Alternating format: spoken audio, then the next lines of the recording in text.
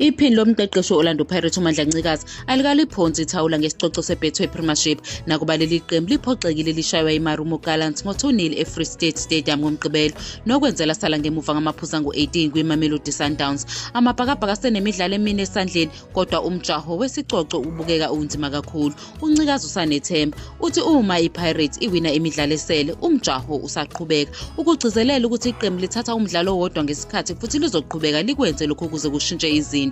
uNcikazi oke wabasematheni ubephethe imisebenzi yabezindaba ngenxa yokumiswa komqeqeshi uJose Rivero kudingeke ukuthi abukele njengoba wayengumgadli wePirates uGabadiyo Mhango ehlohlele iGallants kusenesikhathi igoli. iPirates ithwale kanzima ukuqobhoza ukuvikela kweGallants. Umdlalo uvele wavaleka ngesikhathi uTalente Mbatha wePirates eshayela izimbangi igoli ngomzuzu ka-74.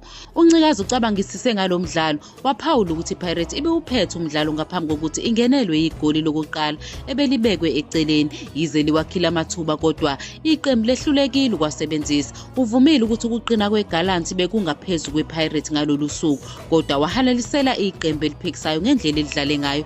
Umqeqeshi omusha weGallants waseMorocco uncome abadlali bakhe ngemizamo yabo. Uyivumile inselelo yokubhekana neqembu eliqinile njengePirates wancoma abadlali bakhe ngokukholelwa kubona nokuthi babambe izikhathi ezifanele ukuqeda umdlalo. Umqeqeshi weGallants uphinde wakuphawula ukubaluleka kokugxila emidlalweni olandelayo njengoba leli qembu lisawadinga amaphuzu ukuze ligweme ukugawulwa yizembe futhi lithuthuke ekusebenzeni kwalo kwakamuva.